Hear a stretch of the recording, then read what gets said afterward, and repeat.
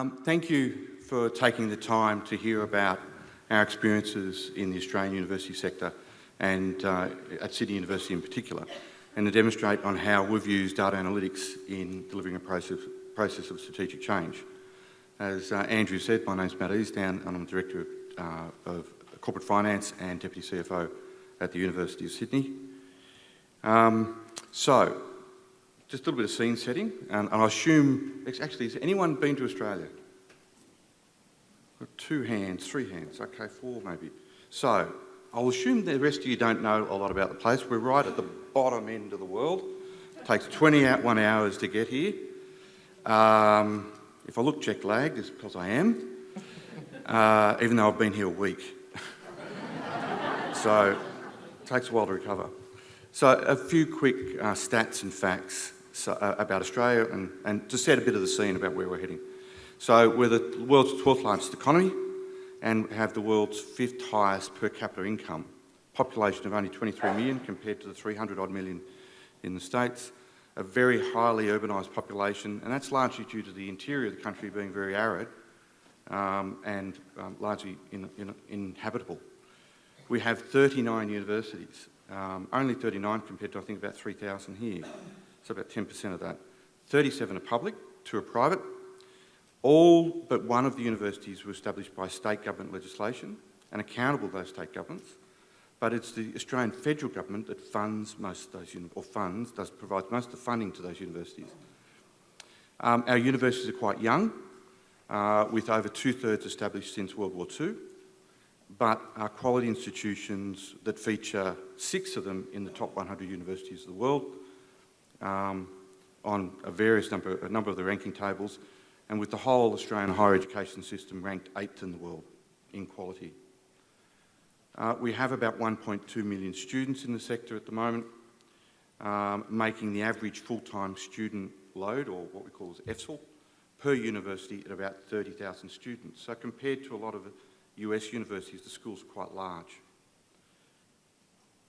So the University of Sydney, again, just to recap a little bit of what Andrew's given you, a little over 60 years after the first European settlement, Indigenous settlement happened in Australia about 30,000 to 40,000 years before, Australia's first university was founded as the University of Sydney. It was modelled after the Oxford and Cambridge models, and a good portion of the university's heritage in its buildings and its traditions reflect that. There's a lot of stone and stained glass. We offer a very comprehensive range of academic disciplines for teaching and research, and I've said before, ranked in the top 50 universities in the world.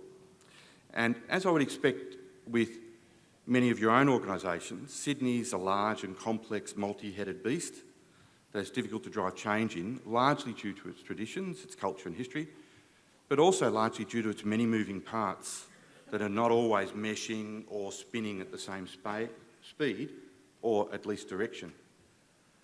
Nevertheless, this longevity and our history and revenue stream and student numbers are not alone to guarantee automatic continuing success. The University of Sydney, like other universities, cannot afford to be complacent, and so, in doing so, in 2011, we put together a new extensive strategic plan for financial sustainability under a new Vice-Chancellor and Chief Financial Officer. Within Australian universities, the President is called the Vice-Chancellor, and the Chancellor, his boss, or her boss, is like the Chairman of the Board or Chairman of the Senate or Council, and is normally an externally appointed position. So what I'd like to do now is explain a few of the challenges identified in the strategic plan and how we address them, and that will lead into how we've used data analytics in solving them. First off, probably a subject close and dear to all your hearts, tuition fees.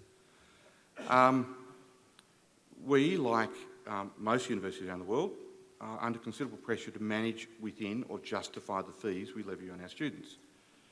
In an Australian context, until very recently, public universities have been restricted by both the fees they can charge and the number of students they can educate. The government would set a quota and say this is the price depending on the course you're delivering. And the majority of undergraduate domestic students were able to access fee rates set and then subsidised by the federal government, but within that context of quotas for the number of subsidised students. We could educate more than that number, but we didn't get the money from the government for doing so.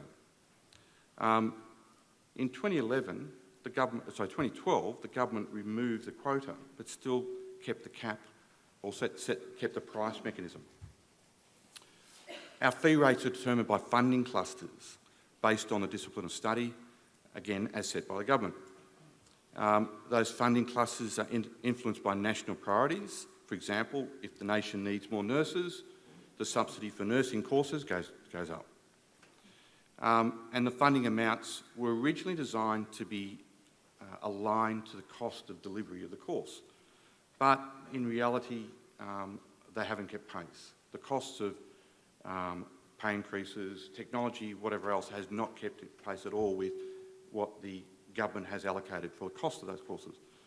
In 2011, they undertook a base funding review and found the great majority of disciplines were underfunded against the actual cost delivery, requiring a lot of cross-subsidy between other sources of income, including other disciplines. So, in the base funding review, this is a quick extract, and to paraphrase it, as a result of taking the quotas away, the universities will now be responsible for decisions about the number of places they offer in each discipline at the undergraduate level. So we can decide, we can educate as many students they like as long as they meet our quality entry standards, but the government still sets the price. And then bringing funding and cost broadly in line for the efficient operation of this demand-driven system is critical. In other words, universities must continue to balance their budgets. There's no handouts, there's no pots of gold that the government's going to come forth and help or bail people out. And you do that by managing your costs and by managing and growing your market share.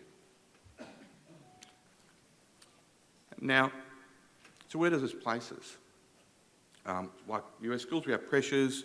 The government's already allowed us to grow our student base, but otherwise, I've said it's up to us. You're full of smart, resourceful people, and my Vice-Chancellor, a very learned man, turned around and summed it up in a Latin phrase, cura de ipsum.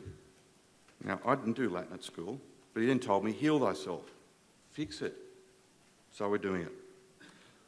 Our first thing was we made a plan. We wrote a new strategic plan, and we struck implementation. The plan had, and I've highlighted the key words that I want to bring through to that. One of the first things was, it's about financial accountability. We had to break away from our old funding models, our budgeting models, the way that we used to do things in the past, and made sure all our individual units, whether they be schools, faculties, teaching disciplines, accountable for their numbers. The next thing was emphasise the role of finance, the finance organisation. In order to achieve that, we need to grow the finance team. We need to develop the finance team. We needed to take it from a scorekeeping old role into one of more of a business partner and implement a new economic model that would bring about the development of better budget strategies, better financial reporting, and better budget review processes.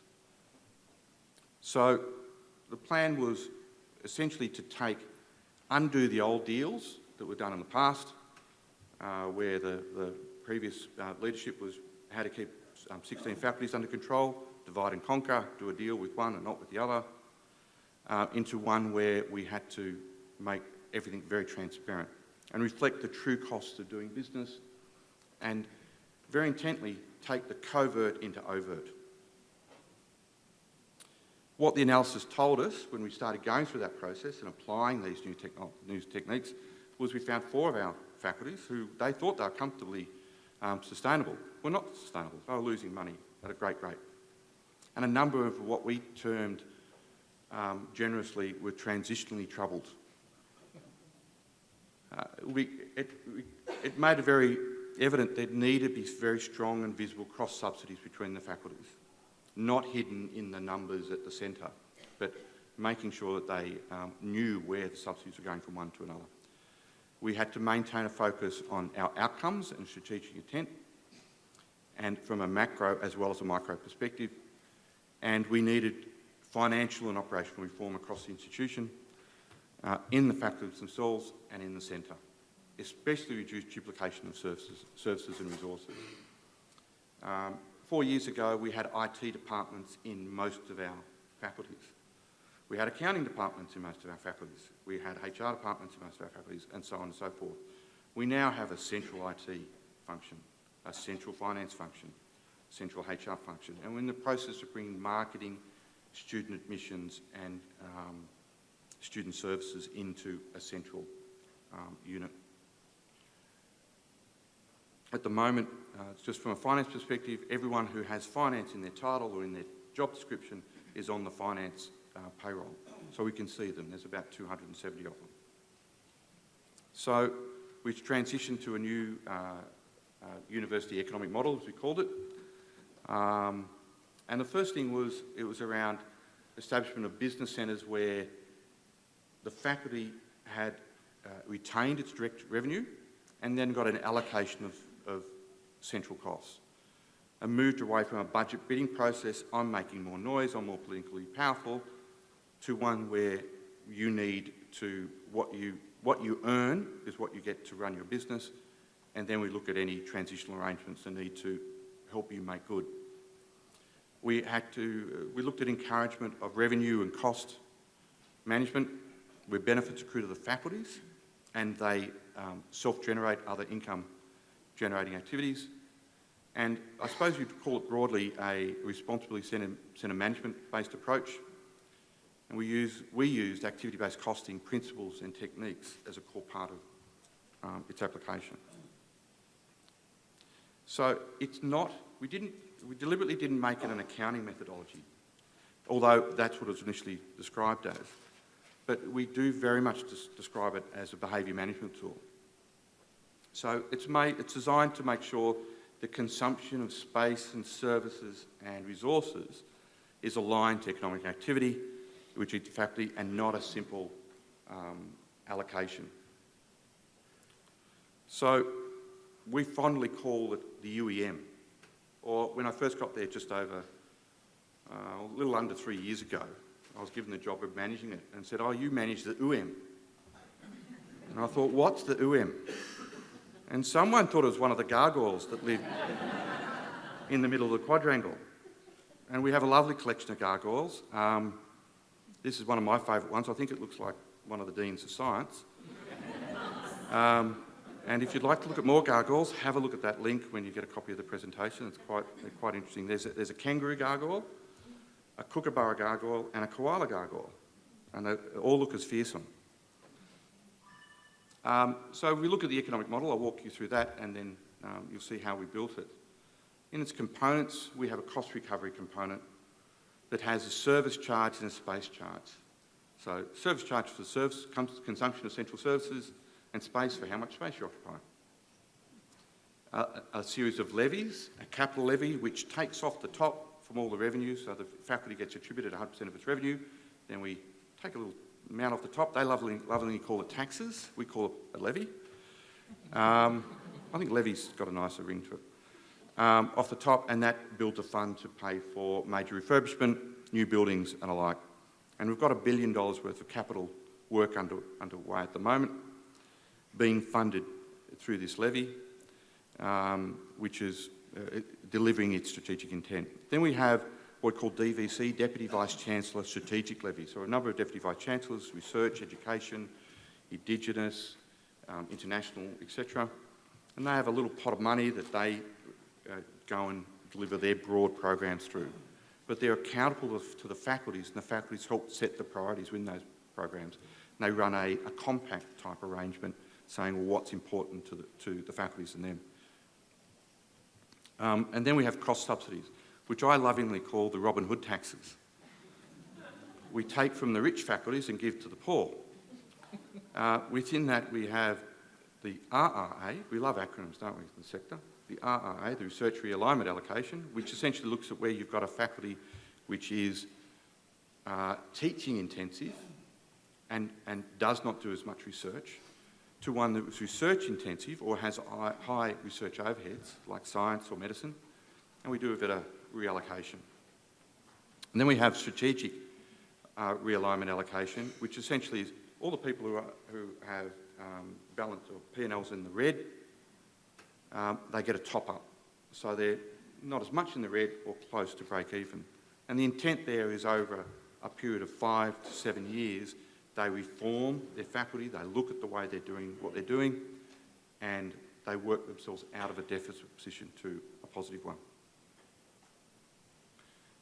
If I look at the individual components within, we call that the overall university consolidated P&L, $1.7 billion worth of revenue, and the dollar to dollar match is pretty close to US. And we allocate the components. We have a cost allocation component that comes in, a cost recovery component.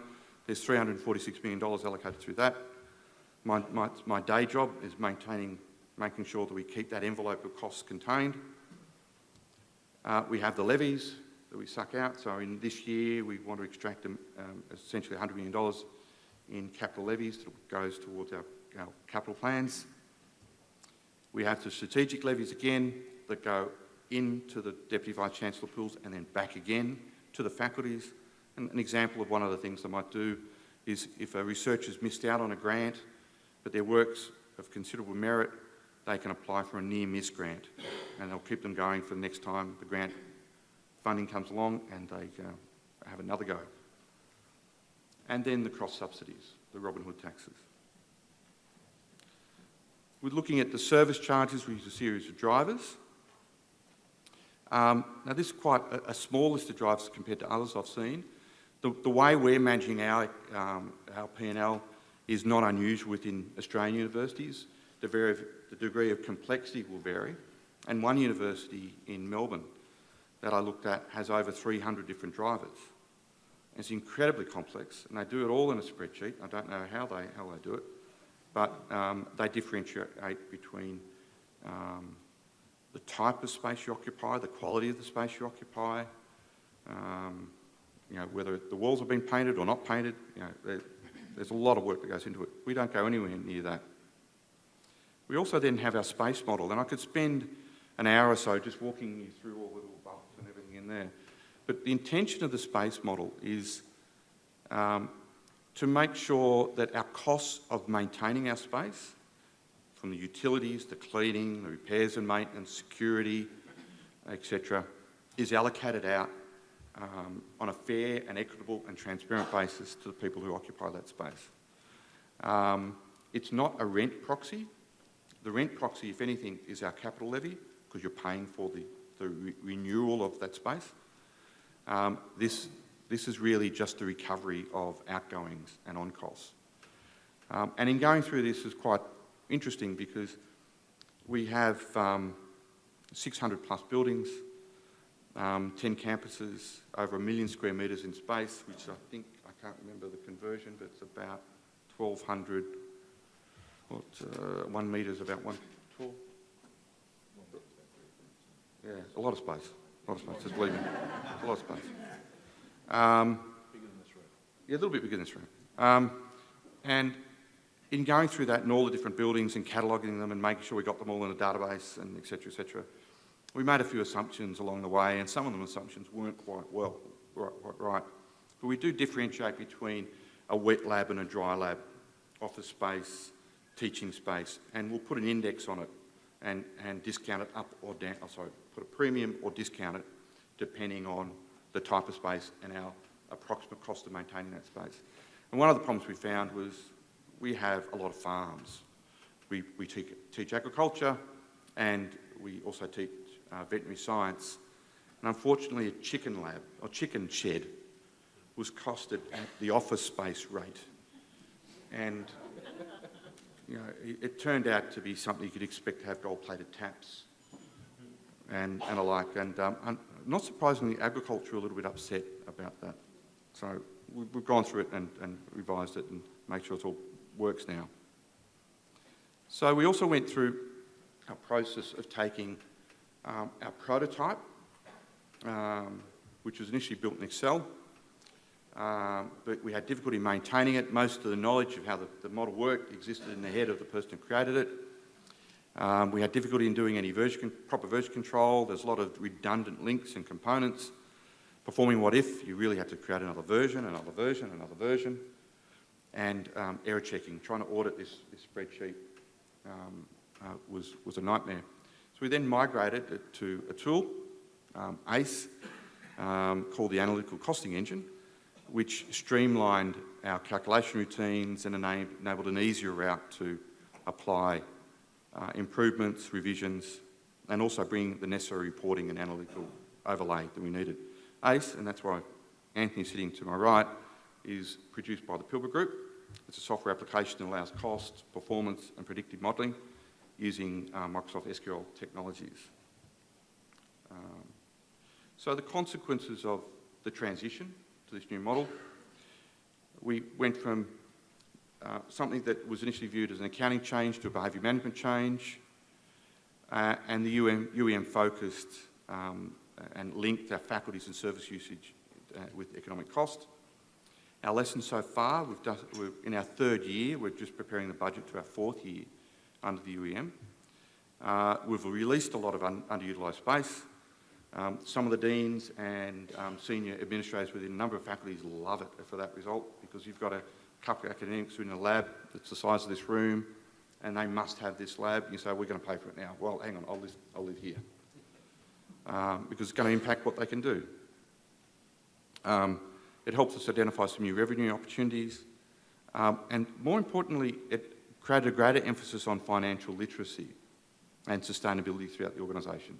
You've got people who got out of their silos a bit from thinking a bit of a tunnel vision into, hang on, I'm working within what we lovingly call the Commonwealth of the University of Sydney, although medicine is described as the Independent Republic of Medicine within that Commonwealth, which seems to be a flavour that you go, it's the same no matter where you go. Resistance to change was initially strong and needed a lot of ongoing conversations about impact process and transition management. And I still have, every couple of months, I have a little bit of a forum. I bring some people in who might be new to the university, and we just go through what is the UEM, put the gargoyle up, and so it's not that. So in applying it, we have to be prepared to openly review the perceived anomalies and make decisions in a very transparent and consulting style. We have two, what we call working groups that work with me in managing the UEM. One's a technical group made up of the finance directors across the university and a couple other interested parties. And the concentration of that group is getting the plumbing right, so that we've got the right pools of costs with the right drivers, going to the right people at the right manner, at the right time, we're pulling the data the right way, etc. Then we have a strategic group, which has got a group of academics, particularly from the business school, who understand what we're trying to get done, some not from the business school, and then some other faculty administrators to say, well, what's the intent? What are we trying to do? And try to keep the balance back to the other technical group, because accountants seem to love to go to borrow down a burrow and try to allocate that little bit of cost a little bit further. So they're allocating 3 or 4 cents, where really what we're trying to do is influence broad behaviour. Another lesson that learnt, which hasn't put there, and one of the benefits that came out of it, was in the past we used to spend a lot of time accounting for and allocating costs everywhere. So if an internal cost would be incurred by one unit, they'd have to recharge it to another unit.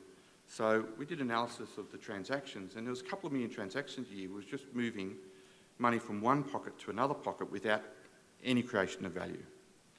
Applying the UEM principles, finance costs, HR costs, IT, etc., now get allocated through this method. It's just an allocation that comes through, and people don't pay as much attention to it, but influence it in the sense of they influence the budgets that go to those units to deliver those services, and not as much worrying about the minutiae, but rather the bigger picture. It's also had a benefit. There's probably about 15 headcount that have been redeployed through the finance team from doing these little bits of cost allocation. And we now do it with 2. So a direct cost saving from that perspective. It's had also large implications to delivery of academic and central services, so we'll transition from a political commercial delivery of university services, but always we've got to come back and balance the need for academic sustainability, for financial sustainability. We're not saying finance is driving the whole show now, it's make sure that finance is nice and clear and transparent, rather than something that's a black art done in the centre of the quadrangle. So, where to next? So taking it on the UEM, we're now applying another model on top of that. We're calling the University Economic Model. And before Mr. Snowden told everyone that the government in the US had a thing called PRISM, we had a project called PRISM. We were a bit annoyed that we thought we had that one under control, but anyway, he leaked it. It's the whole idea of PRISM for us is to look at our financial views and split it into its component parts and cast a light on our product lines, our courses and our units of study. So we now can look across our 5,000 plus units of study and that are taught across the entire university and understand where we're making money and where we're losing money. I'm just going through that. First thing about the UMM, or it's reconciled to the general ledger. So first, as an accountant, I like that. I think we all should like that. Then the key element of the model is it's designed to be an enduring model that is updated annually with new data and, if necessary, revised business rules. And the model's designed for this to happen with a large array of automated processes and saves significantly the time for new information to be seen and analysed. We have a combination of data sets from different corporate systems, which is shown in the slide, and are then linked by a series of automated business rules to enable costs and other associated data like FTE to be flowed through the model to give the final results. And because the modelling process and associated algorithms that help make up the total picture are reliant on our large and quite diverse corporate data sets, we've found a lot of issues in the quality of the data, reliability of the data, and it's helped us go back and address those issues. So if we look at the model, GL on one side, we take our assets, use this thing, our assets and space, apply our people, apply the activities that our people work on, to then come up with a costing and profitability by product. And we call it a unit of study. You put units of study together to make up a course, and a course is a degree, an associate diploma, a postgraduate, whatever. So how do we use the university management model? So the UMM gives us a 12-month snapshot of our organisation at all levels. It ideally needs a couple of years of data to build up, to give a solid historical picture of past activities and their financial viability, and it helps us answer questions like, is there sufficient cash flow, probably in the future years, to make sure this is overall viable and the capital investment associated. What impact will the change student numbers and type of students in the future years have on the institution's revenues and academic staffing requirements? What's the most efficient form of delivery, online or direct? What are the best performing courses and research projects, and what margins do they deliver to the bottom line? What we should do more of, and what we should do less of. We have a portfolio business like you guys do, and like most other businesses. If you do everything that is not making money, you won't be in business for very long. It was described to me that universities are not for profit, but also very much not for loss either. So the UEM methodology is essentially activity-based costing founded, but in a university context. It measures what matters most, financials for our major product lines, not what it costs to, say, move a book out of the library. It's built on a methodology that's been developed in conjunction with 11 Australian universities and now one US university or college. And important again, reconciles to the GL and uses wherever possible existing data sources. Our approach with the model is not to use it to make hasty decisions.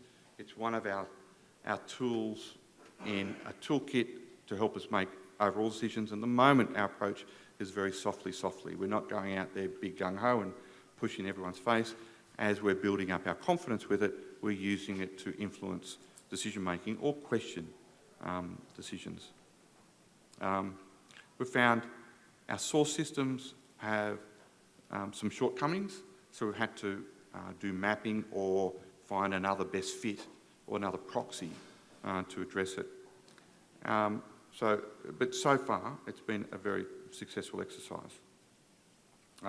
The challenges of doing a model like this, as you would understand, the first one's data, the second one's data, and the third one's data.